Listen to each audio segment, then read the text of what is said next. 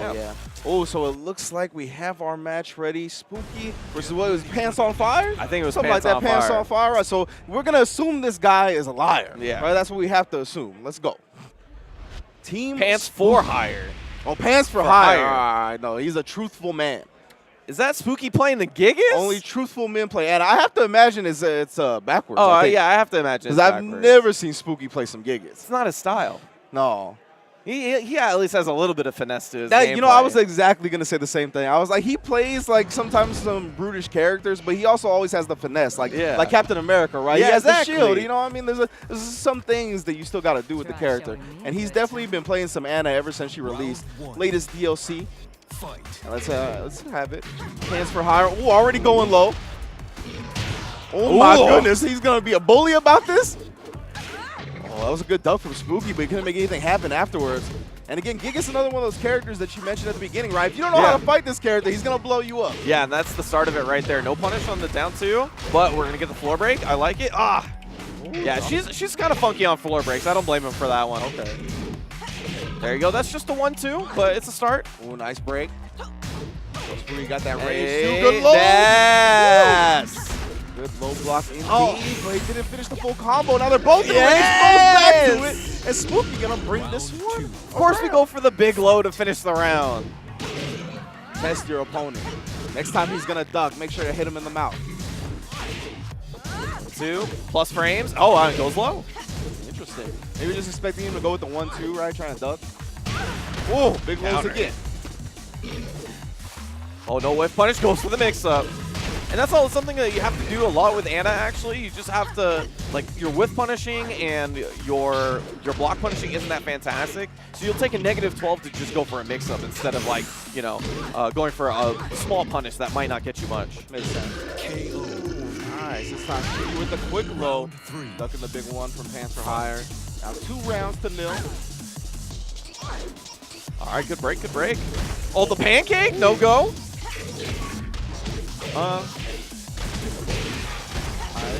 Yep. Down to the basement. Ooh, all right. Hopkins nice. City. Got the wall splat on top of it. A bunch of damage coming through. Just put the leg out there, girl. Oh, wow. Does he know how to deal with that? That'll be impressive. Ooh, all right. Ground bounce. Excavator. Digging up the ground. That throw has not worked one time. Spooky been ready for it. The classic. Oh, back the to the classic. Round 4. Fight. Go low and check. Go low and check. And I was going to say, Pants for Hire, has had good showings in those 2 rounds he lost, so he should still be pretty confident. And he's looking to run away with this one. It works! Finally doesn't break the throw. Nice, goes low. And that, you can consider that move like sort of like a snake edge, like it's a tripping move low that gives you a combo, but it's so hard to see it for Ana because she doesn't like crouch down like everybody else does. She sort of stands in place and like lunges. So usually a lot of people, like despite it being a very long startup move, actually like really have difficulty blocking it. Oh, Spooky with a nice launch. I'll try to go low again. Yep, the big one. Counter hit, yes. All right, just does it again. 1-2. First game goes to Spooky. The classic, one of the fastest options in Tekken 7 that stand at 1-2. Pants sort of making a comeback at the end there, you know. Yeah, and then again, the 2 rounds he lost, right? It was always close matches, so he shouldn't feel too bad about this at all. Going into game 2, Spooky showing just enough experience against the Gigas, though, to make sure that he pulls out the victory. Even with Ana, right? A newly released character.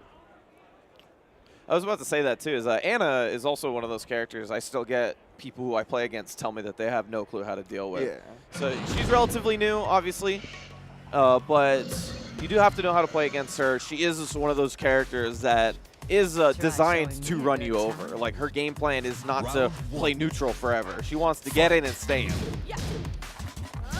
I see if Spooky can fix up those floor break combos that he was dropping last game. Put back on the same stage. Yeah, you never get a great floor break combo with this character, but you do want to take him away for Gigas, so you might as well do him. Hey!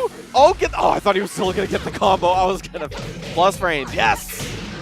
Best kept secret from Ana players. That 2-1 4 or any move that ends in that move, the 4-looking move, is plus. And but it's all high. Oh, I see. Best kept Ana secret. Last hit. All right, just finishes the string, tries to combo into it. Yeah, too slow with the down 3. Oh, give me that floor break. Hey. Plus frames.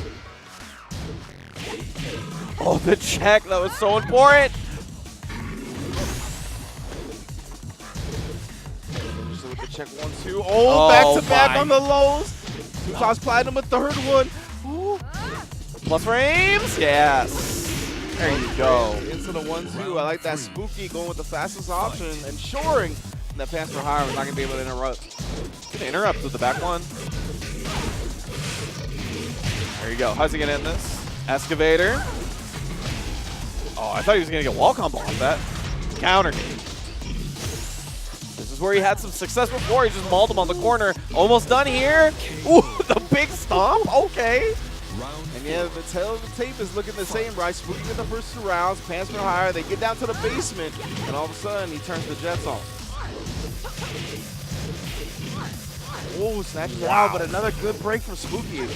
Only been hit by 1. That was so scary. Counter hit. Oh, tried to get up. Oh, a little bit too slow. 1-2 for the launch punish. Gets the tech though. Oh no, the range drag, he tucked it! He went for the hide, he tucked it! Oh, good job, Spooky. Spooky's like, I played me some Tekken, and you know how many Tekken World Tours I've been on? Come on, fam. I've seen that once or He's twice. He's been on all of them. He's been on the Geikos, he's been on the World Tours. He's seen him some gigas. It's gonna take, you know, some advanced shenanigans to get Spooky sleeping today. Good stuff, Spooky. I mean, I always like seeing him play. Yeah, absolutely. He's one of Any those, game, really. Yeah, exactly. Yeah, It's always interesting to watch him play because, like, I always say that he's the man that's seen the most frames. Yes. Because he just obviously has to work with it. So it's like, I see at That's some point definitely that, like, if you've seen the most frames, then you have the most experience. Yeah, definitely. So yeah, Spooky, you saw him just play some Tekken 7. He'll be on the mics this weekend as well. I'm looking doing forward to all it. types of commentary. It's gonna be dope. Yeah, I'm looking forward to it. I think he's going to be working with also Tasty Steve. I mean, it's going to be... Ooh, yeah, I think they're doing top 8 of Tekken 7. Yeah. So it should be Spooky and Tasty Steve. I'm doing top 8 mystery game. Oh, Spooky. that's So right. that- I forgot. That should be pretty dope as well. I'm excited for that. That will be tomorrow. Tomorrow will be mystery game top 8. Today we have Tekken 7 action. Tekken 7 all of today, right? Gonna end. Yeah, we're going to finish it up to today. We're going to go all the way through to top 8. So that way, if you're here for Tekken, this is where it's at for now.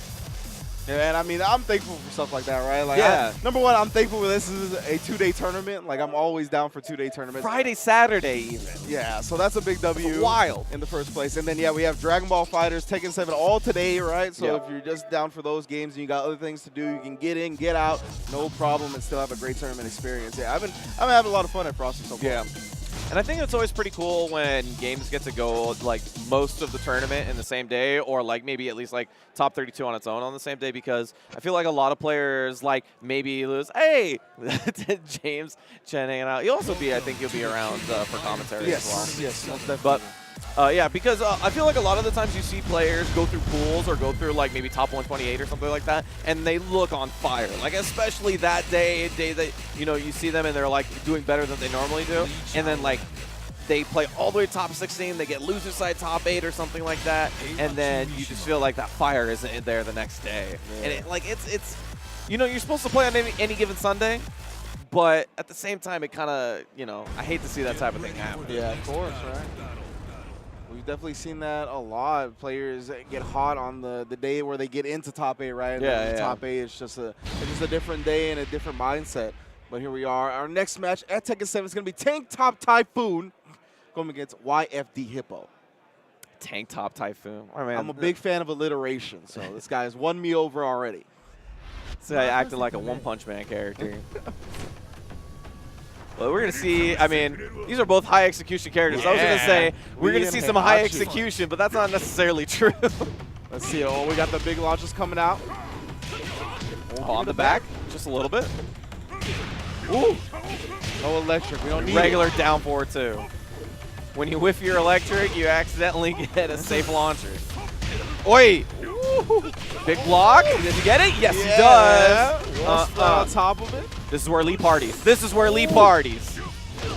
Wait, He he ducked the spring kick. That hurt. He stood up into it. Fight. Oh, couldn't get the pickup. Looking for that hell sweep to pick it up. Ooh, the neck. Nice. Very smart to stay on the ground there. Bad situation when you're face down in front of Lee. Pick it up. Not quite, but he still gets the end damage. When he goes back to the well, right? We saw him try to close out the first round with the hell sweep. Take top Typhoon, blocked it, but not the second round. Oh, Electric City. Oi. Second hit. He actually just went through with it. Ooh. Oh, front. Oh, Hey! my goodness. We are swinging for the fences. Demon uppercut.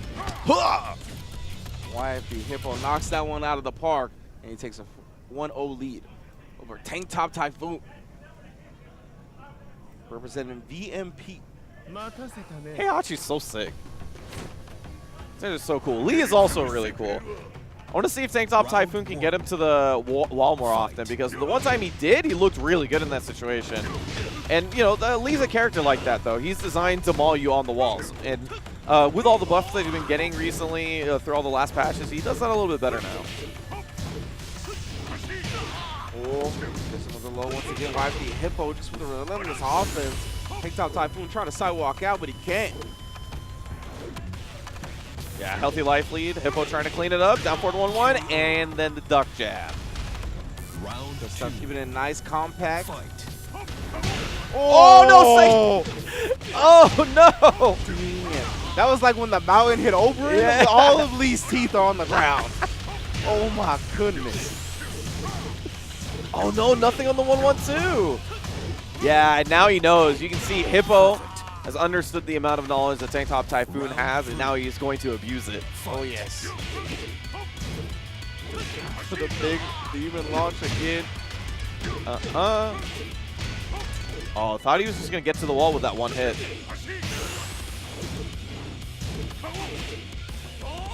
Oh, nice break on the throw. YFP Hippo in complete control of this set. Look at Hey, that there you go.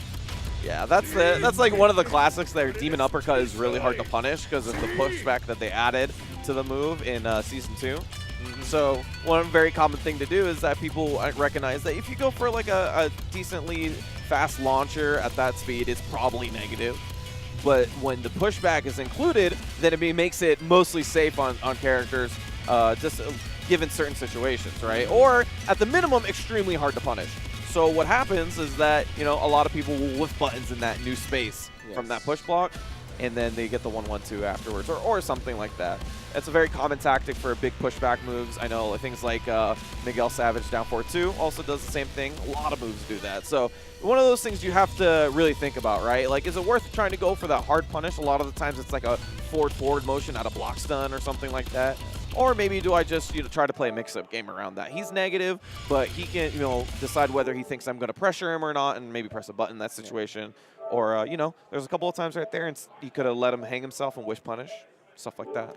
Yeah, I think that's one of the things about fighting games in general, right, is that the numbers matter, but also the space at which you block, it matters as well. Oh, yeah, right? especially in Tekken. Like, in Tekken, the numbers are not gospel. They're like guidelines, right? Like, you know, they're not rules. But It's like the pirate code? Yeah, yeah. They're more like guidelines, right? Okay. Yeah, they teach you how to punish and stuff like that. But at the same time, if you're like -15 and you're like 2 character lengths away, you know, that's not, it doesn't really help you all that much. And one of the great things about this game is that frame data can almost always be disrespected, right? You're +5 and you're trying to go for, you know, a quick check, you might get sidestepped, right? You're -6 and you're trying to, oh man, now it's my turn. It might not be. You might get grabbed out of what you're trying to do. So that's one of the great things about this game is that, you know, at the same time, like, frame data is very important to learn, but it's only supposed to help you make decisions. Yeah, like if you commit to checking with the stand 1-2, right, you can always get ducked and then launch. Like, there's plenty of stuff you can do, especially in Tekken. that really counters what the opponent is trying to keep you at bay with. And I think that's why this game was took a lot of people with Tekken 7. Is that just because that expansive gameplay is what people really like, that they feel like that, you know, it's there's always multiple answers to any one situation. Indeed, indeed. So we got the next match here for y'all. Oh, we got more DLC in the building as well. John Hammer playing that Marduk, whatever you want to call him, up against Killer E on the martial law. That's really fitting. John Hammer sounds like an MMA guy, so like he sounds like someone who would play or fight in the UFC. Yeah. So this all works. Round 1. Yeah, let's get some Marduk in here. Marduk, new season 2 character just released not too long ago. So you know, one of the characters that was absent early on, obviously. So a lot of people, same thing as Anna, don't have the matchup experience versus character just yet.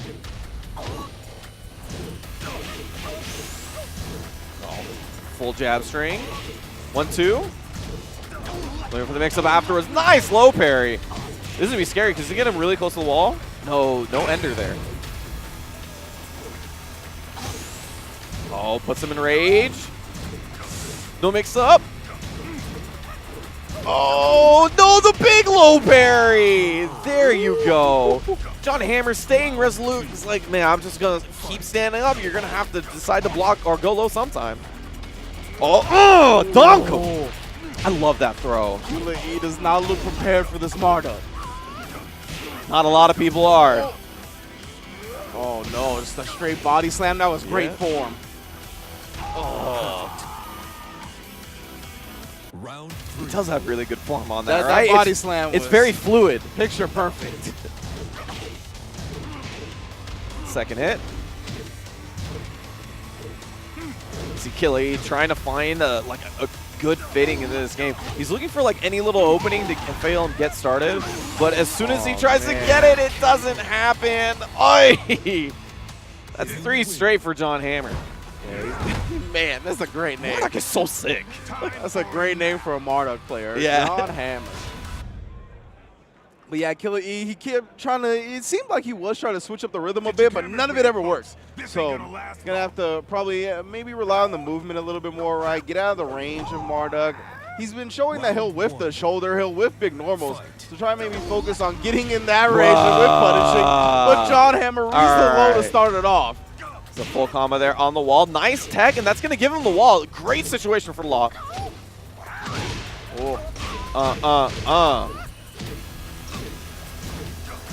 trying to stay in there and make sure that John Hammer doesn't take advantage of his negative phrase, but there's the shoulder. Oh, no. Mix up. Yes, he breaks. It saves his life.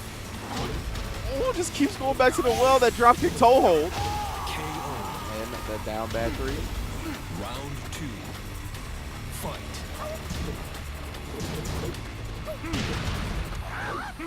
Oh, okay. Oh, they try to get frisky again. See him backing up. Killer E finding his rhythm. Look at that, a lot more backing up to him. With punish, 3+4. Doesn't get the DSS afterwards, but healthy life lead and the wall positioning. Second hit, oh no. Oh man, that unscaled at the end. KO. Holds on to the round. Yeah, doesn't phase him, closes it out. First round for Killer E. Finally puts himself on the board, maybe some confidence as well. Oh, let's go. All shots with the left, southpaw style. Oh, nice, confirmed.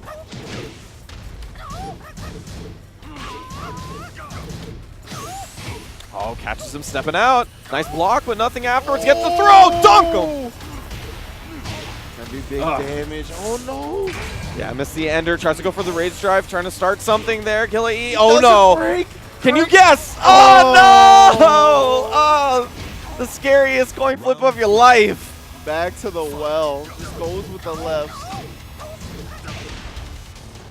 There you go. Finally lets it rock on that second hit of the back turn move. He's been doing the single hit the entire game. Oh, another drop hold. Oh, try for it again. Yeah, that move, it's kind of scary because it puts you face down in a way. So it's really scary for you to do anything in that situation. Watch the spring kick. Nice punish. Woo. It's out of the way of the hop kick. Killer E was swinging for the front Hey! and he'll only find a shoulder. You win. It'll be John Hammer taking it. 2-0. Killer E finding his rhythm, but a little too late, unfortunately. Look at That's these just the professionals. first Look at these professionals. unsyncing their controllers. Well done, Frosty Faustings. See, if the tournament cares about the players care about the tournament. Yeah, of course. That's how it goes down. Welcome to Frosty Faustings 2019. My first ever one. Glad to be here. I'm Rich. This is Sammy. We've already been through 3 Tekken matches, and we still got a lot more action to go.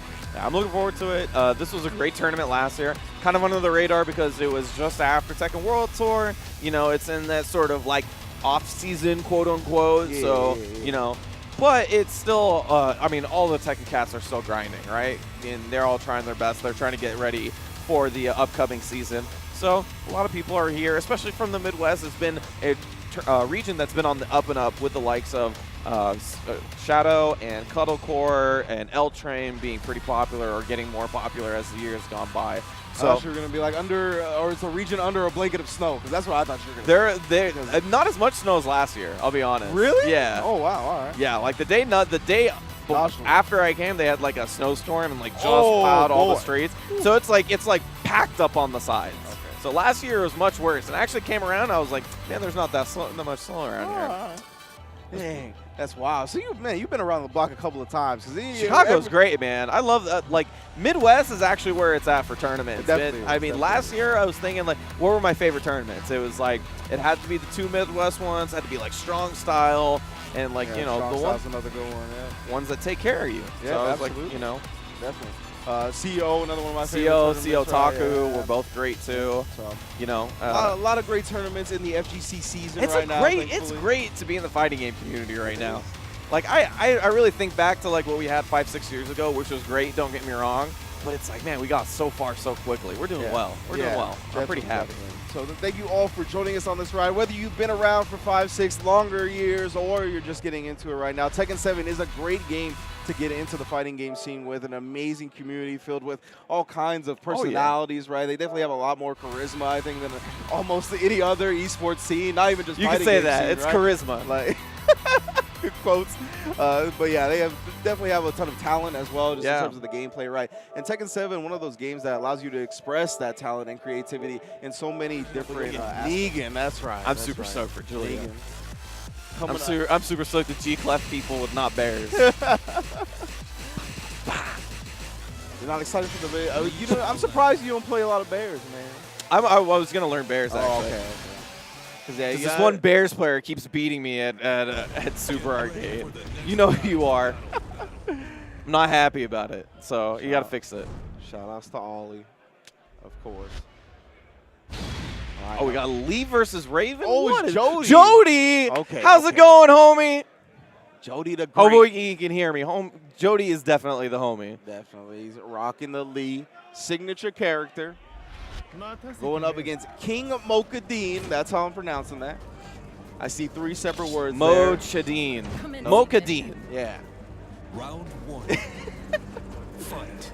It's like if Dean Ambrose some spaces was in a your coffee names. fanatic. This ain't Xbox Live anymore. You don't got to put like underscores and X's where you need spaces. Ooh. Power crush. There you go. So we got the Lee loyalist. The Lee loyalist. This guy has been playing him ever since he's been in the game.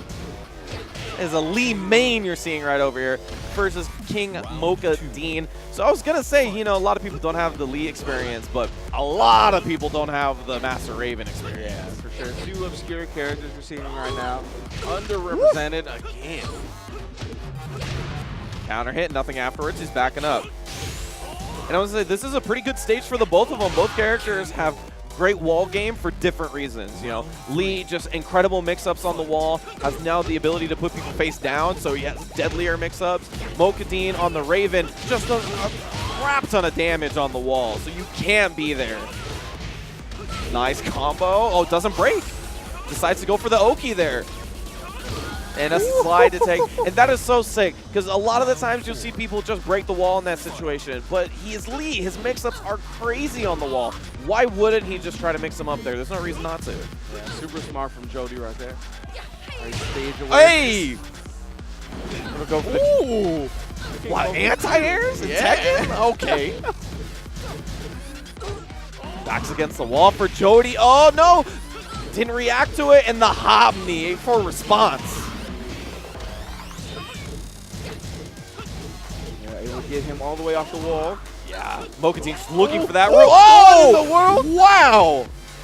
Interpretive dance. Passing like 2 ships in the night. Still anyone's round. Yeah, I wasn't able to finish it Oh, off. great reaction. Got the punish, and then the down 4. We keep it classic. That was a great reaction to the orbital by Jody. See him stand up at just the last second. Jody the Great. Ooh. Looking all right. I'm looking forward to seeing him throughout the year. He's one of those guys that you know, he's a character specialist, right? So when you're looking for league experience, you're looking for league knowledge, you got to tune in to Jody the Great. Counter hit in neither's favor. Oh, big low once again.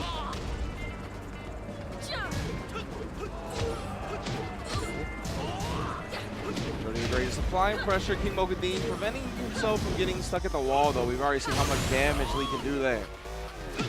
Oh, hey, big launch. Oh no, dropped it. I was gonna say the best thing about that was it got him some room away from the corner, but he gets the combo again. No, he could have gone. All right, we gotta mix up afterwards. Round 2. Remember, Master Raven, where she does the damage is the wall. She gets like 5-6 hits on the wall in certain situations. Ooh, well, hit out of the air though. Yeah, this is how our last game started, right? King Mogadeen taking the first round, but Jody made some great adjustments. Really took a scratch in the second. There you go. No, nothing after the hop knee. We're gonna do it one more time. Run it right back. Not like the original, but Tekken 7 will continue here. Yeah, the last match you saw was Jody the Great versus King Mogadeen. We got 2 new competitors stepping to the plate. Should be a good one. For the next battle. I think we saw a Geese player there. I'm definitely pretty saw soaked. I'm pretty Geese. soaked. Let me see this. Yes. Oh, I like both these characters. Versus Jin though. Oh, on Hammerhead. Let's get it.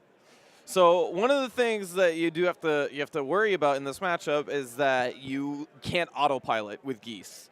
If the Jin knows, because things like 2 forward 1, which is something that a lot of Geese players will autopilot to, so they could just 2 forward 1 hit confirm, or maybe go for a mix up there or something like that. But the problem is that if the Jin player recognizes that he's just going to autopilot 2 forward 1 every time, it's a mega easy parry and launch punish afterwards. And there's a lot of 2-hit strings that Geese plays around that are easily parryable by Jin, just with like a little bit of diligence. So you have to play super solid, you have to mix up the ways you're canceling, and you have to really mix up the buttons you're doing after like down 1 forward 1 there. Like you can't always do down 1 forward 1. You're gonna have to do down 1 forward 3 sometimes because you have to mix up that timing. Stuff like that just makes it super annoying to play against. Oh, this is Post Malort?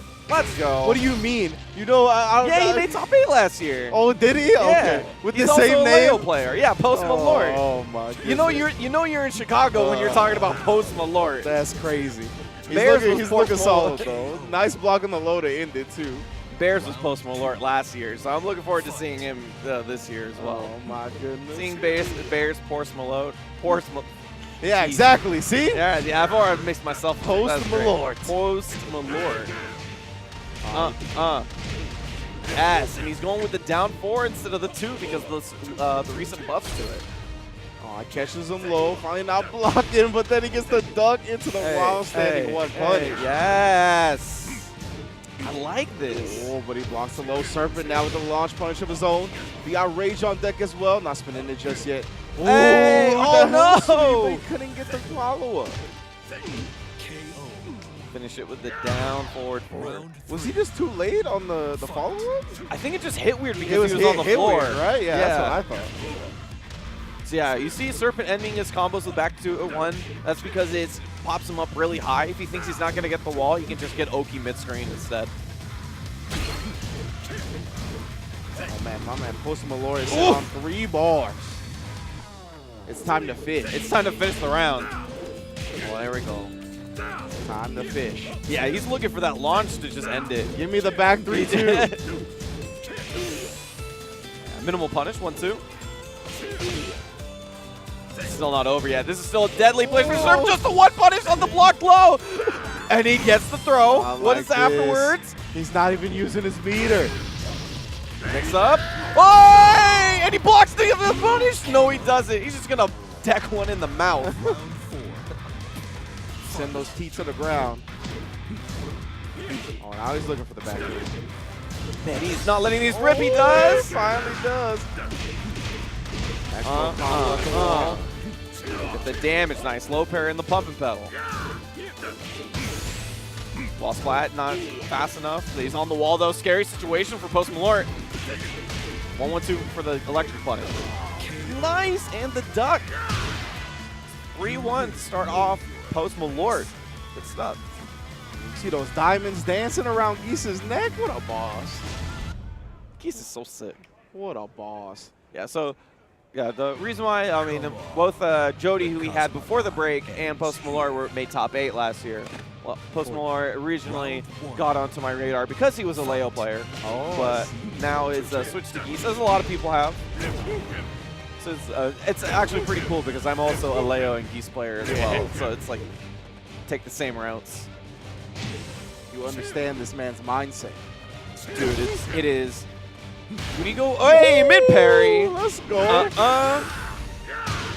Oh my goodness. Sidewalls ain't gonna mess nothing up. Post Malort. Yeah, when you go for a character like Leo to Geese, it's so comforting. Because like you play a character like Leo who's like 1,000 good moves, and that sounds like it wouldn't be a bad thing, but it makes decision making so hard. And then you play a character like Geese where you're just like, matchups don't matter, you know, like you guys have to play around me. I'm the one who's like changing up the game because I'm to play a different style. I got like the 5 moves of doom. Yeah. I gotta worry about them. You want to go low? Hey! Fisherman toss. Doesn't get the back 3-2 for the launch. You can't just grab a man there. It's 2019.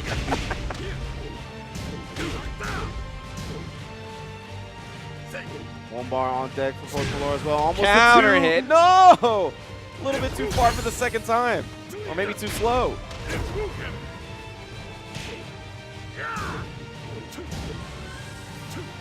Serpent. 2 bars to finish this off. He has a healthy 5 life seconds. though. Yeah, 5 seconds, and he Back doesn't up. have to Yeah, go in. run. He's gonna back up. Oh yeah. I like that.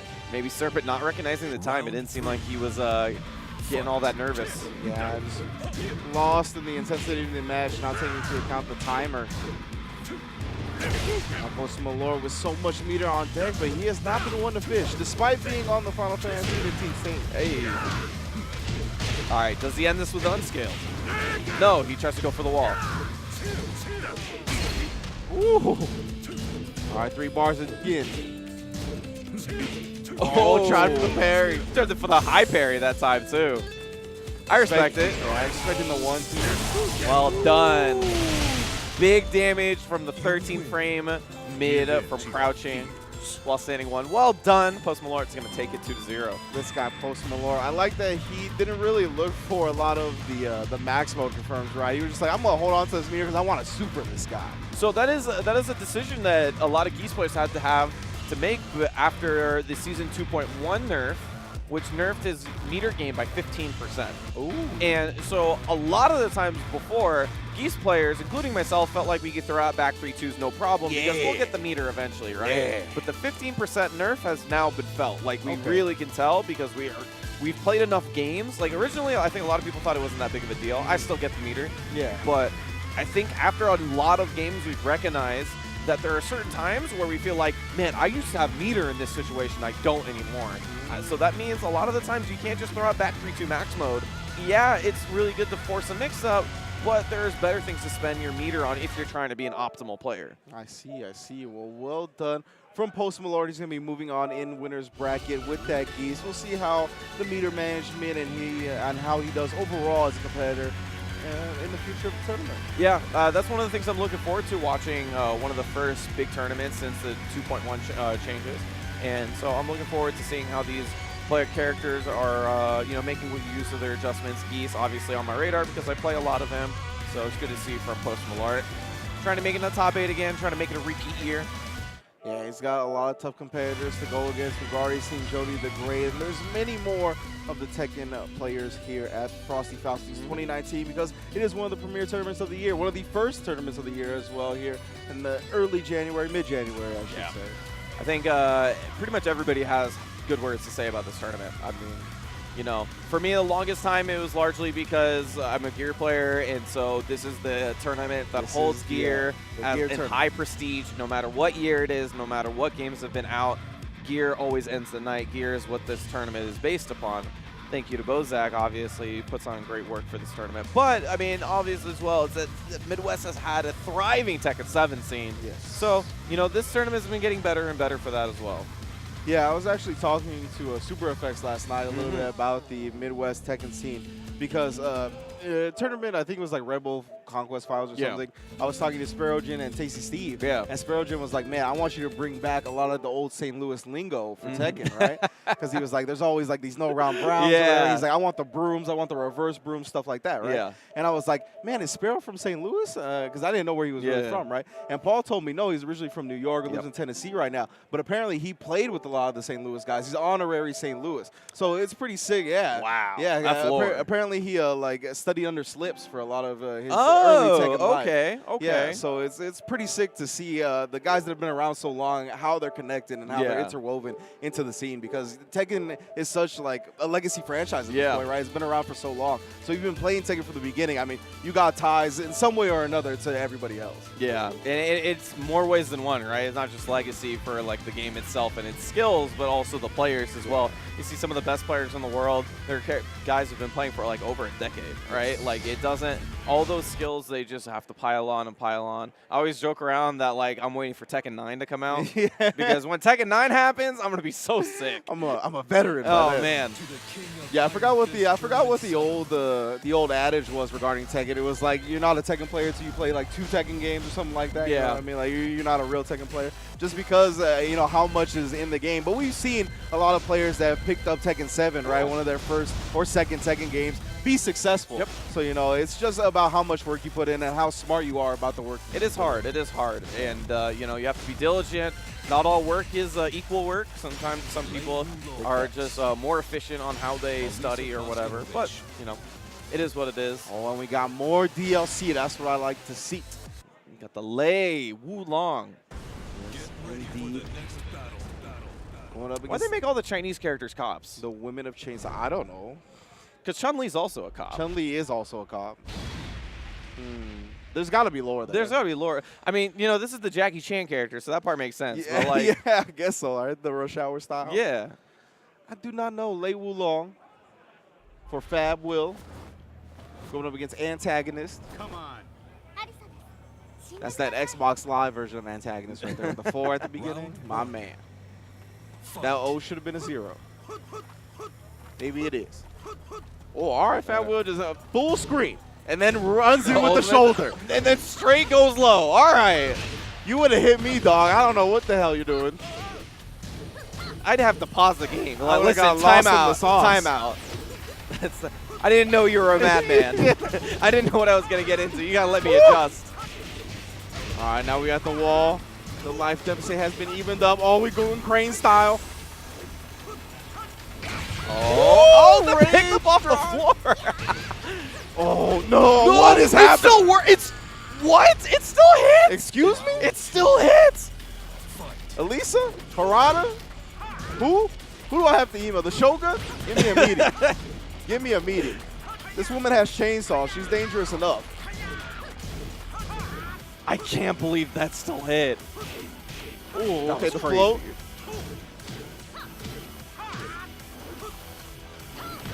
Oh, wow. Tried to go for dynamic range. That's crazy. Last hit. There you go. Pick up. Oh, couldn't finish it off, but goes with the low mid mix up to finish it right there. Fab Will ties it up. Pistol strapped to the thigh. Don't even need to use it. Oh, dynamic range. There you go. Let it rip. Oh, my. That big Elisa damage. Yo, man, just use Razor Rush. How Is will this you right? deal with Dan? They taught me like, oh no, he dropped it. Wall splat. Didn't finish it off. The jab gives him some room. Oh no. Power crushes him low. 1, 2. Scary situation. Which rage drive is he gonna use? Ooh. I say it goes for the mix-up. Stays mid this time. Oh, but the low, long distance. Staple low for Elisa. This is why I find this character so difficult to play, is like her best tools are the ones that don't give you a ton of reward. It's a little hit, like the little low, the little mid. Those stuff are the things that make her great. Dynamic range gets the punish. Ooh. Antagonist not ready for the late shenanigans. The unscaled to finish it off. Final round. There you go. Tied up on the rounds. Game point. Oh my goodness. Gets stuffed in the mouth to start. Oi, where are you going, girl? What in the world? Jab down there again. A little bit too far for the wall. Not the great adjustment, but he still has the wall positioning here. And the wall split off to the full counter hit. All right, escapes the wall now. It's antagonist's turn. Oh, I don't want head. There you go. Finish it off. Fab will. Not while on duty, please. Fab will. Listen, lady, I'm on the job right now. Taking the first game.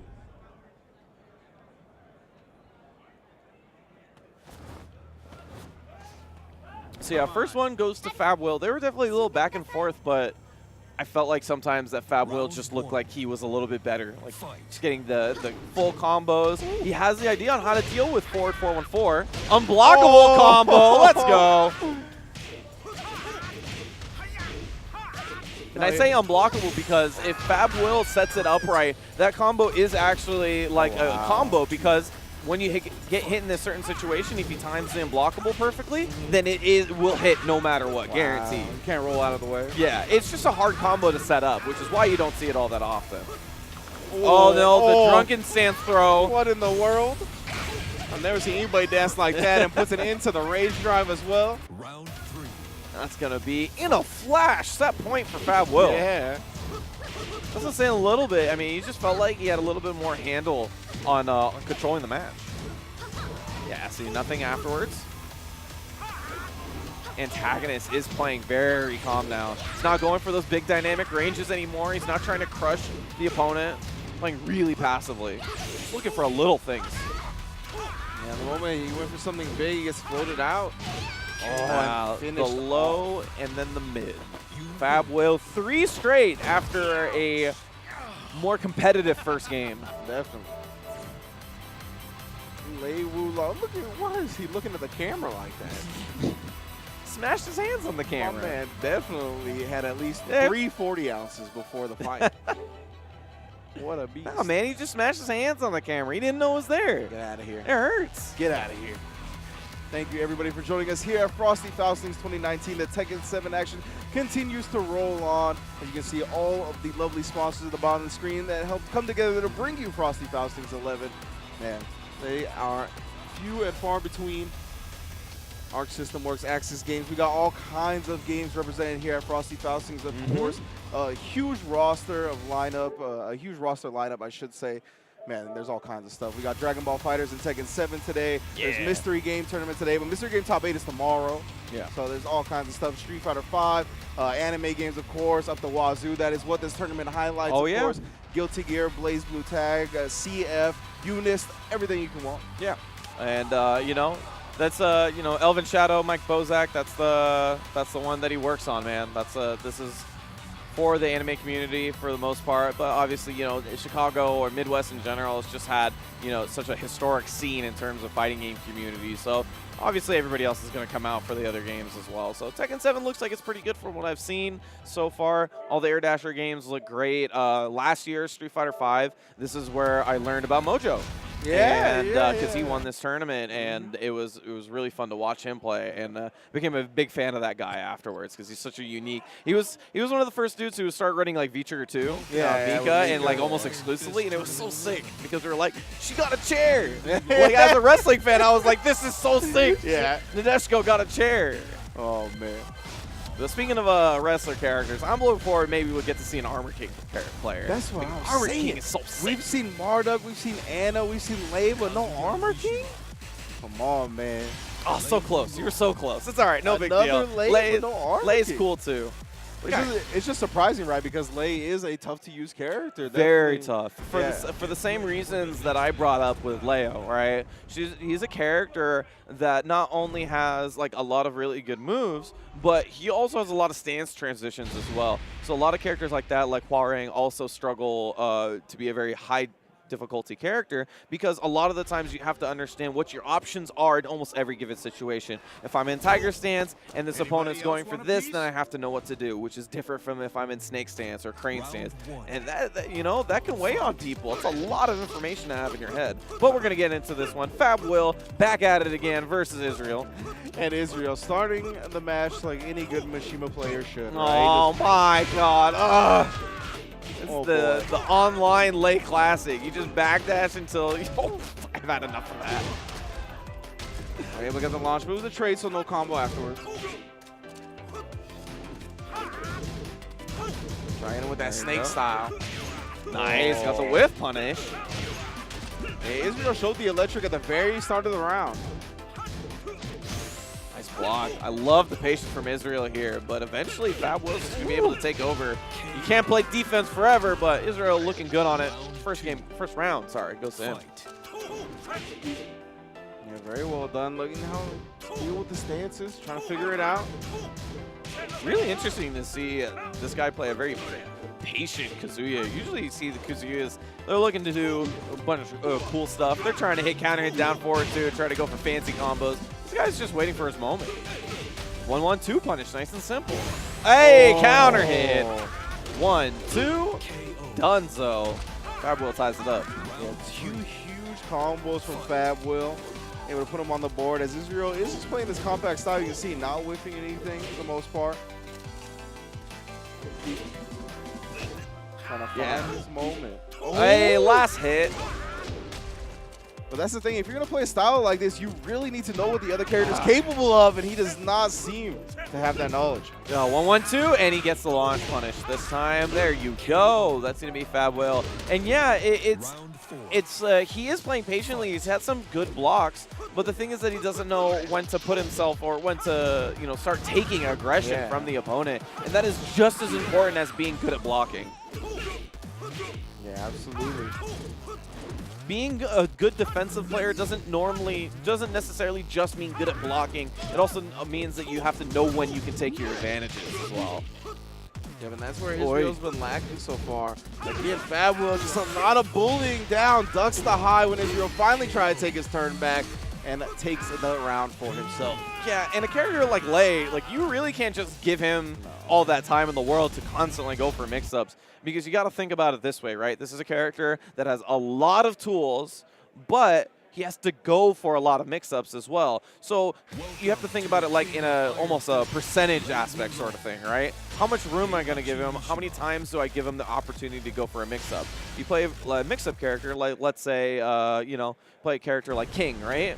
If you give him a ton of opportunities to go for mix-ups, he's eventually going to hit that throw, exactly, right? Yeah. But if you mitigate that and you don't give him a lot of chances by blocking well, by taking aggression when you can, by not giving him a lot of ways to whiff punish, you were saying before playing compact, then you have the ability to sort of mitigate the amount of times you're put in bad situations. Yeah, I'm wondering if that's why Israel is going to Heihachi in this situation, right? Trying to mitigate the situations where Fab Will is going to be on the advantage. And that's, a huge part of defense, right, is stealing turns from your opponent, making sure that they are on the advantage as little as possible. So there you go. Yeah, switching to the Heihachi, so switching to other Mishima players. Very common for the type of skill set that you have when you learn a Mishima character. Hop kick, but it floats him out, so not too much. Keeps hitting him in the back as he transitions into the stand. There you go. Big launch punish. This is all Fab Will so far. Ooh, that was dirty. Yeah, crane stance mix-ups. I like it. It was just, as an animation, like the way he rolled, it was very hard to see. The crane stance low coming out. And I want to know why maybe you switched to the Heihachi. I didn't think that anything necessarily about the Kazuya was a problem. man, got the big lunge. That's the tricky stuff. To the wall. Oh, I tried to get a second rep of it. Yeah, the only thing I was thinking about with the Heihachi switch is if he's trying to simplify the game plan. Yeah. The first thing I thought about. No. First thing I thought about was Demon Upper hitting on the ground. He has a lot more downward options that can hit him out of relax or play dead. Things like down back 2, hell sweep, can pick up, stuff like that. Oh, the punch parry. Didn't get anything after. Hey, Let's the go. electric punish on the low, that's what I like to see. Not going to waste his opportunity. Hey! Ooh, another electric. Israel starting to feel it. Like, see, all right, it was always a reset. It was always a reset. Always a reset. My man wearing the stars and stripes right now. There you go, big low. Do it again. Fed will just dash into his face, see if he's ever going to duck. Yeah, I almost do it again just to test him. Ooh. Wow, we just stand straight back up. I thought that was a slippery kick for sure. That was so sick. On the back. Yeah, real quick, Israel got to make stuff happen because Will's on set point. 1, 2. Going to relax. He's going to dance his way out of here. Woohoo. Ooh. Oh, my God. Oh, all right, Demon Upper. Look at that damage and rage, too. You got to worry about it. Heihachi's rage drive. There you go. The answer on the floor. And I think that's why it really he made those decisions, is that when he's going for play dead and stuff like that, Heihachi has so many options to hit the floor. Oh, and he gets the hop kick. That's huge for Israel. Gonna take him to the wall as well. Nice. Ooh, Oh, gets the big hop launch. kick now. Will pestering, got the mid and then the double low. Hey! Grounds him right in front, just backs away from the play dead. I like that decision. Both players just outside of rage. Oh! Got him to press a button, goes for the big launch, and that's going to be Fab Will. Snatching the win away at the last second. 2-0 over Israel. Indeed, man. These two I actually would like to see in an extended set. Israel looked like he was adjusting very well, especially with the Heihachi pick, right? A lot more options to deal with the ground and relaxed state. But man, Will holding on and taking the game. Well done. Yeah, he looked like he was adjusting towards the end. He looked a little bit more comfortable in the Heihachi. Even when he was playing Kazuya, there was like some windies in there. But yeah, clean electrics before. He had that one round where he had double electric punish. I was super impressed with that. Always really like when people electric punish from lows. Like, I mean, you have to stand up first and then put the electric in. You have to crouch cancel first. And so I'm always really impressed with that. Yeah, great stuff from Will. He's going to be moving on. And yeah, Israel, I hope, is going to be making more waves in the losers bracket with the Mishimas. Because I want to see more Mishimas. Yeah, exactly, right? Those are such entertaining characters. So I love Mishima players. Like, it's such a. I was saying before, it's like when you switch from Kazuya to Heihachi, I was like, yeah, this makes sense, right? Because when you play a Mishima, that is a skill set that you have to grow different from just playing other Tekken characters as well. And that, like, execution, you can speak to as a Zato player. You don't want it to just go to waste, right? Like, it's like you learn something very special and something very unique, and you don't want it to just, like, be used for one thing specifically. So it's like, let's play some other Mishimas. Obviously, that barrier of entry is lessened when you already have that skill set. Yeah, exactly. Yeah, and it carries over even from fighting game to fighting game. Yeah, right? You mentioned, exactly. like my Zato prowess, right, with holding down buttons or whatnot. That's what led me to play Zero in Marvel, right? Yeah, because you have to hold down for Buster. So yeah, it's just things like that you dedicate a lot of time to because it's not part of the normal kit for normal characters in fighting games. You definitely do not want that to go to waste. So you see a lot of Mishima players play almost the whole Mishima cast. Exactly. Even if it's like a completely different playstyle, like we normally think that Jin plays very differently from Kazuya, like still that skill set is so important, right? So that's why you see a lot of them who gravitate to all those characters. And I'm also super jealous. I think Mishima, it's so scary to play a Mishima player. Or like if you see a Mishima on screen, like you sit down, you're like, you have to like immediately judge the level of skill right then and there. You have to like, what do I have to worry about? Because if you get like a good Mishima player, then it's super scary. You have to worry about all the mix-ups coming out of wave dashing. But if you get one that maybe, that doesn't have that skill set locked down, then you're like, all right, I don't have to worry about electrics as much. I don't have to worry about people wave dashing into mix-ups. And so, But that's like the beauty of the mind games behind fighting games, Yeah. right? Is that, let's say you do sit down next to a Mishima player that's notable, that you know is good, then they're going to be expecting you not to be as disrespectful, right? Because Yeah. they know that they're going to have the electric punches on deck, or they're going to have everything nice and clean. But that's when you disrespect them. yes, And that's when you make them question their entire existence. So yeah, that's just the beauty behind fighting games, man. So we got Jody the Great back up with the lead, of course, going up against Doomed Danny. Doom Danny. I think I saw Lucky. Ready for the next battle. Yeah, it was Lucky Chloe. Lucky Chloe. Break Man. dancing with the headphones on. This character's crazy. I really like how they balance this character because you know this character at heart is a tricky character. Oh, yeah. Like there's no ifs, ands, and buts about it. She's designed to just break the rules. She's a cheater character. But instead of making her more solid or making her more like the cast, what they did is they pushed her towards that more. Now she gets more reward out of her tricky stuff, and she has more tricky stuff as well. If you didn't study the Season 2 patch notes for Chloe, you're gonna get mixed. And people already talked about how dangerous of a tournament character she was. Oh, right? yeah. So that only amplifies that trait even more. Oh my goodness. But you know, Jody the Great gonna finish off the first round in 12 seconds. Perfect. My man has been around the block. He has studied the notes, studied the scrolls. Jody is a hard worker. The guy streams almost every day, and he plays a lot of Tekken. Oh, didn't finish the just frame string right there.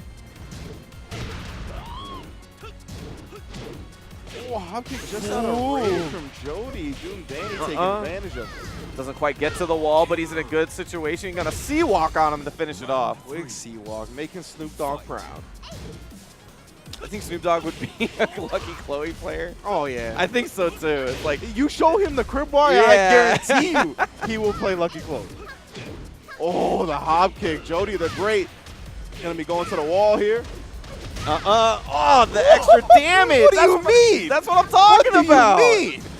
Doom Daddy and then the power crush. KO. What That's, in the world? that's what I said. She gets more reward now. She taking the whole lead with one combo? Yeah, like a lot of the times I think that a lot of the characters have ways to get big damage. For the most part, the damage is like pretty balanced across the cast. Oh, I don't know if that's going to work. No. There you go, low, finish it off. Yeah, the damage is pretty balanced across the cast. We don't ever feel like there's too many characters that do a ton of damage. But man, Lucky Chloe just surprises me all the time with like how much damage she does. That felt absurd. Big hop knee for Jody the Great. He ties up the round, kind of trying to take the game. Ooh, nice stuff. Doom Danny showing some knowledge of his own here, but not enough to interrupt. Jody gonna take the first game. Yeah. Smell Classic that round right ender. there. Man, He's a look at- pretty sick character. This game is so gorgeous. Look at his eyes. I'm just staring into his guy's eyes. Stare In the middle. into Lee is a lovely beautiful Lee's man. eyes. That's why he's He got the is. rose. Yeah. But yeah. First one goes down. We're going to go to a bandit table. Slightly bigger octagon stage. You know, quite fashionable as well. If I had to rank him, like I think he'd be like top 5. What, in this like game? in fighting? Oh, in this In game this game, for specifically? sure, in Yeah, this game. absolutely. Yeah. Absolutely. If we're talking about across fighting game genre, there's a lot of There's a lot of nice fashionable dressing characters. Yeah, there's a lot of nice dressing KOF characters as well. That's true. That's Yeah. true. The KOF in general, they just gave him like, always really give him like good regular clothes. Yeah, if exactly. I put it right. Yeah. Everybody looks like they shop at Gucci and Giorgio Armani and whatnot, you know, in KOF. Round Even one. Geese got the, Oh, the yeah. Gucci Aikido pants now. Ooh, all right.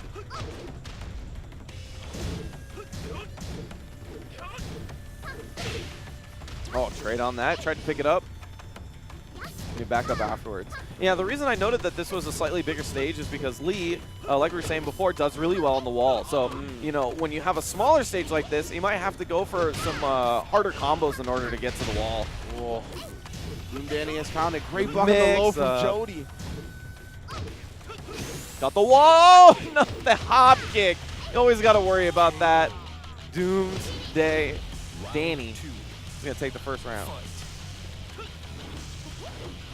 Oh, no. Oh, no. Ooh, Oh, we just rolling. just a little generic low.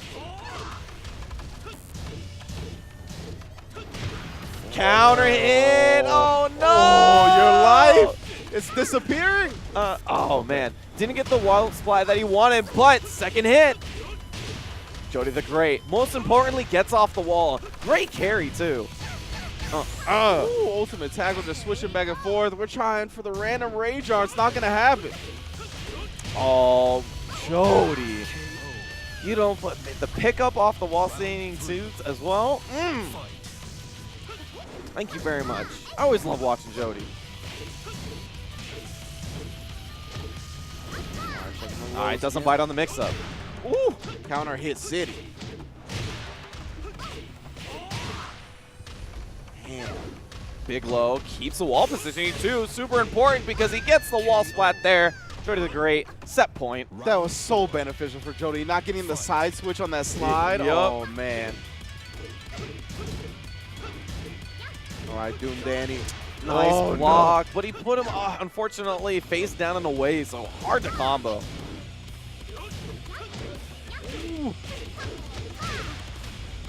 Good done. Just a running three to finish it off. Nice block. He has blocked that back turn mix-up every single time now.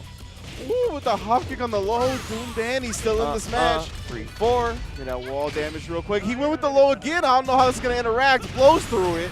Jody the Great going to be able to take the set 2-0. Oh, she's dead? No, not quite. She's got another chance. He's my. Oh, man. I'm worried about that Panic Rage art. He's done it before. Oh, okay. Oh. Scared the heck out of me right there. Jody the Great, however, takes it 2-0. Doom Danny putting up a fight, but Jody the Great making good adjustments in that second game and making it seem a little bit more handed. Yeah, for sure. I thought with the hit absorption it was going to be enough damage, but no. Survived on a pixel. But Jody the Great clutches it out, stays nice and compact to finish it. Yeah, I was very scared of that Rage Drive, or the Rage R2, because he's just been throwing it out there. But I'm not sure if he had enough damage to survive the strike that Jody put out there anyway with the 3. So That's true.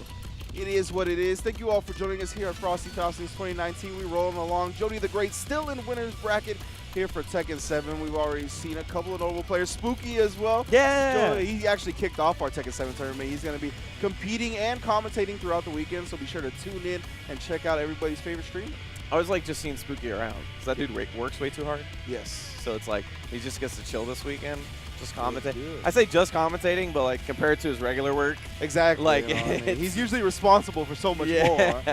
So he says to show up and be spooky, and I don't want anything less. Yeah, of course, Arturo here as well as the plethora of production teams we have. Yeah. And of course, low kick tournaments, bringing you the Tekken 7 action nice and early here at Frosty Faustings. And there's so many more channels. Black Roses as well, bringing you a bunch of action this weekend. Just so many teams have come together to make Frosty Faustings a dope event.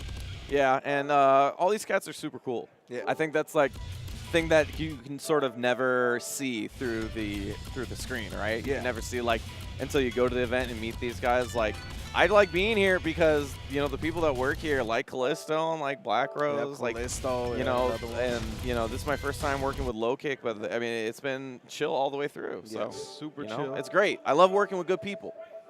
Feels good, man. And the Midwest tournaments are where to do it at. You've talked about it before. Frosty Faustings, this is my first one, and we're rolling along here in Tekken 7. Looks like we got another match coming up soon as well. Thank you all for tuning in. Tekken 7 Top 8 is tonight. Yep. So if you're looking for all the action, make sure to stay tuned in here on Friday at Frosty Faustings. Tasty Steve and Spooky will be bringing you the top 8 on commentary as well. And we got 2 DLC characters. We've seen a lot of Lei Wulong here. We got Marduk. I hope it's John Hammer. I hope it's John Hammer. I hope it's John Hammer just because I like the name. It's a good name. I'm going to ask you a question. I was thinking about this a second ago. What do you think about the health bar color change? I like the health bar color change. Okay, personally. okay. I personally, I like it too, but there's been some debate on it.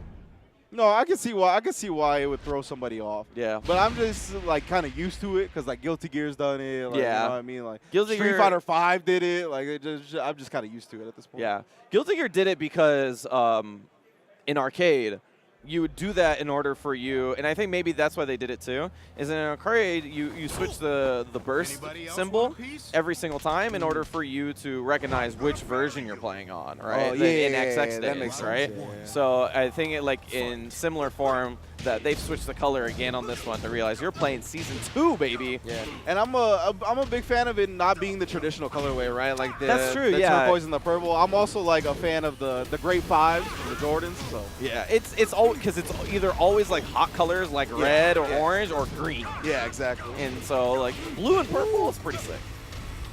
Yeah, and it is John Hammer going up against Yeah. Fab Will. This is going to be a good match. I'd imagine this is pretty far in the pool then. Yeah, for sure.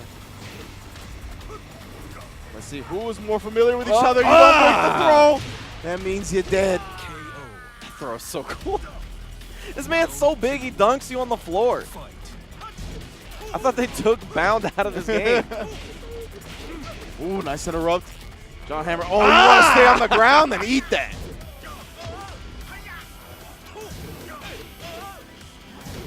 Oh, trying for the drop toe hold. Can't find it. There you go. He backs up afterwards. See, Fab did make good adjustments in that game before that we saw him in, so, you know, see where he makes it. That's the counter right there, and he's in rage. No, he's going to go for the unscaled, and that's going to be it. The rage damage, making sure he seals the deal. It did a huge chunk on the unscaled second hit. Wow. Good block on the low. Yeah, just quick punish. John Hammer keeps risking those shoulders, but a lot of time he only gets punished on the ground, right? So not much damage. Ooh, good break. Big break. Shoulder from downtown. He just gets away from playing dead. Great to deal with it. Oh my God. Looks so brutal. Barely staying alive. I don't know how you survive something like that. Dodges the low. There you go, and blocks the mix-up properly. John Hammer now on game point. And I want to really, the thing I like about him going for those tackles for round enders is that it leaves you in that float state slash, you know, like be on ground. So you can't really get floated out of it for a full combo or anything like that. Hey, there you go. But if you go for a mover, you can't get launched. Good break on the throw, but he gets wall splat, and the perfect for Fab Will. We're going to it round 5. There you go. There you go. This is looking better. Nice. All right, gonna go with that ender. That way he can get some Oki. Yeah, leaves him nice and close. Again, you see the damage he eats for using that shoulder is very minuscule. Nice. Hey, the shoulder to finish it off, John Hammer. To be taking the first one here against Fab Will, but Fab Will looks like he's never out of it. Man, I love that we have a character in this game that's just really mad. Like, I always appreciate characters that are just mad and mean. Like, there's not much about it. He's just really big and really mad. I feel like there's a decent amount of characters like that in this game. Marduk definitely the biggest out of the main guys. He's the biggest, and he might be the maddest. Yeah. Yeah, but he's mad because he's mad. Like, Heihachi is mad because his son's There's a lot of reasons for Heihachi to be mad. Heihachi's mad for a lot of reasons. Kazuya is mad because his dad sucks. Jin's mad because his dad and his grandpa suck. Like, Marduk's just mad because he's mad. I can respect that. Mad is his natural state of being, huh? All right. Get your cameras ready, folks. This ain't gonna last long. Word? Round 1. He's got that MMA promo, man. That's why. Gotta talk to Dana. Yeah. Be like one of 4 people.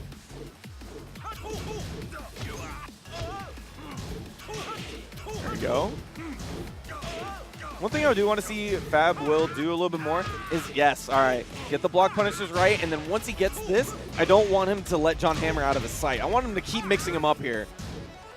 There you go, good block. John Hammer is really patient, gets the balcony break. Oh, that's going to be an easy combo. He goes for the unskilled a little bit too early. All right, but that's going to be knee into the ankles. John Hammer picking up where he left off. Yeah, but the balcony's already been broken, so on the lower part of the stage, Fab Will doesn't quite take him all the way to the wall. Nice. Easy little combo there on the sidewall. Mix up, and he goes for the full string this time. Fab Will tying it up. And this is sort of similarly what was happening last game. They were going a lot of back and forth. It's just all about Fab Will closing it out so he can extend this for one more game. Nice dodge on the tackle. Mix up, no go. Oh, it's a drop double hold, but not quite the effect that he was looking for. He's a little too far away. Hey! Round 4. Fight. Razor rush into the low. And flop. The wall behind him, too. This is scary. Ooh. Find some room out, though. He's going to Razor Rush out of there. Gets the launch. 1, 2. Oh, man. Another game point, but set point for John Hammer. Fight. Critical point for Fab Will now. Last hit. This is a good start for Fab Will. Oh, but interrupted from John Hammer, and he doesn't break the throw. Oh, there you go. Nice and simple combo there. Gets the back. Man, they are dancing. Big block. John Hammer. 2-0 over Fab Will. Good stuff. Both times went to the final round, but John Hammer just had that, that 5th round clutch factor, that round-ending confidence, I guess, to just be able to take it. It's very important, Yeah, I think that's one of the better things that lends itself to playing a character like Marduk versus a character like Lei Wulong, yeah. right? Just less things to focus on. You can focus more of your brain power on what the opponent's going to do, what's already happened in the match, so what they're expecting that's coming next. So yeah, I think playing a character more like that will just lead to more success in clutch situations. Yeah, but on the other hand, like you want to play the mix-up on that, right? Like Lei having so many moves, there is always an ability to put a different situation for you in round-ending situations, right? For sure. So, you always can have like an ace up in your sleeve. You can have like 5 aces up your sleeve if you really want to, right? Yeah, exactly. You're going to show up and you're going to like, 4 in a row, and they're going to be like all spades. Yeah, as many Like, aces as he has rage drives. Right? Exactly. Yeah. So, you can always have that like little extra thing that you pocket for yourself in order to take a round or take a clutch situation or something like that.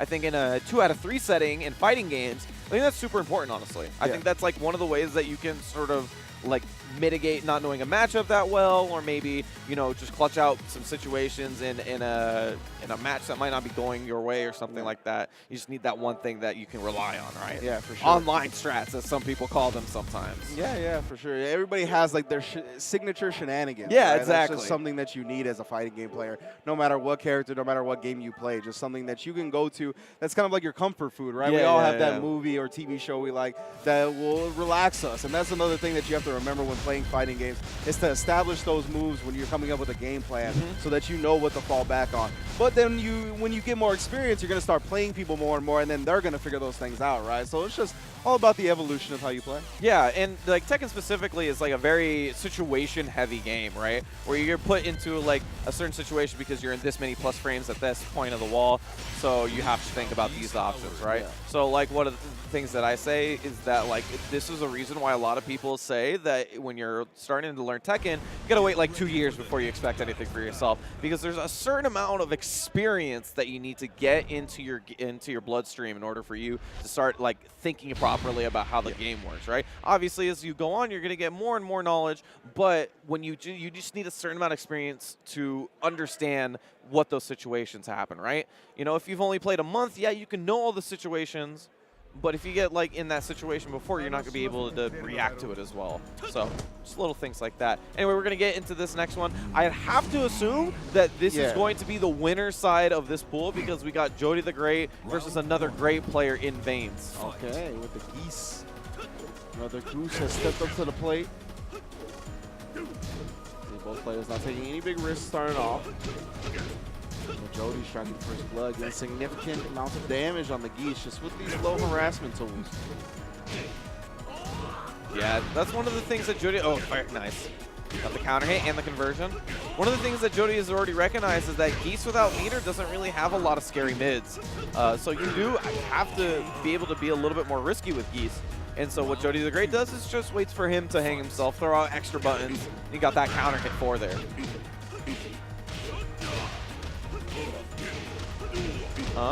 There you go. The mix-up time. Walks the mid.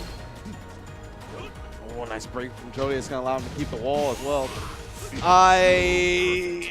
The mix-up game working out for Jody the Great. We're going to go to the infinite stage now.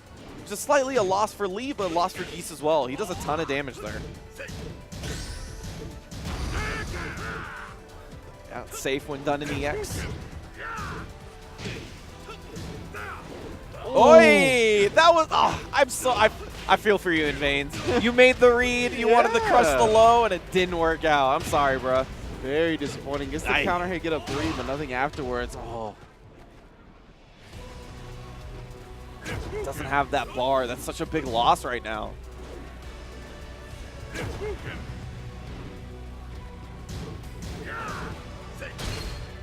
I guess the low finally has 1 meter here, and he gets the back 3-2.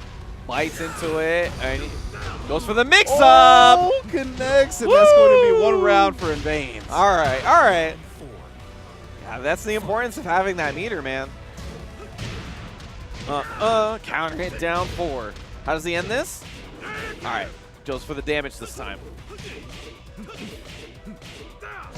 Hey, maul him with the mids. Very, very nice.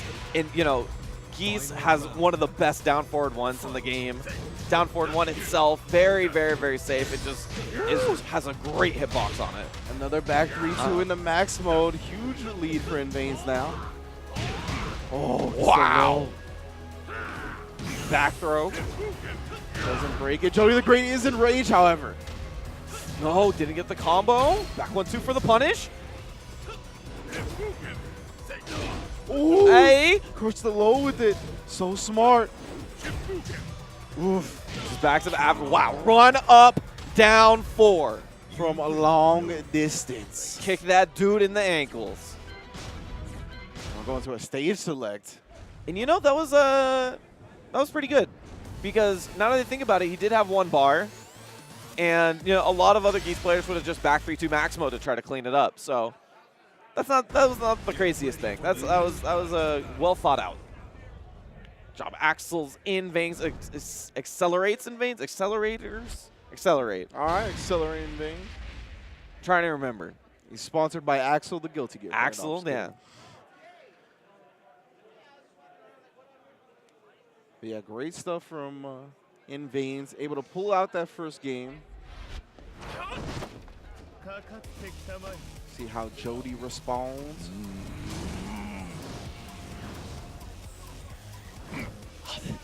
That shit is so cool. Geese is so sick. All right, game 2. Get into this one. In Veins taking it out in the last second. Yeah, throwing out that forward 1+2, that orbital looking move. You got to as Geese early on. It's one of your main launchers. Especially without having the back 3-2 without meter. Accelerate game. Accelerate, yeah. Accelerate game. Thank you. Oof. Jody the Great takes the first round over Accelerate In Veins. Almost built that to 1 bar though. That's a much better start than the last game for him. There we go. Has 1 bar on deck now. Oh, he actually hit the back 3-2. Didn't commit to the 2 though. And he went for the next one. That's always that bad feel when you didn't hit confirm, you just want to go for it again. Yeah. Oh no! Just enough damage to put him in the grave. Round 3. Fight. There you go. Finally gets the orbital. Good damage carries towards the wall. Oh, I wonder what he traded with there. Got to the wall again. This is Mishima Dojo. It's a pretty small stage. Back 3-2 max mode. Forces the mix up with the duck jab. Hey, on the back. Oh, no. Huge sidewalk. Aye. Oh, he's just trying to run up throw him. He tried to go for the tried and true, but Jody the Great finally breaks his first one.